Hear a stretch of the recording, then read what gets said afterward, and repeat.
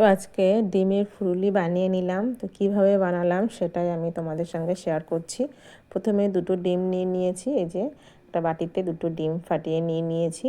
নিয়ে এর সঙ্গে একটু লবণ আর একটু চিনি সুন্দরভাবে মিশিয়ে নিয়েছি, যাতে চিনিটা গুলে যায় পুরোপুরি।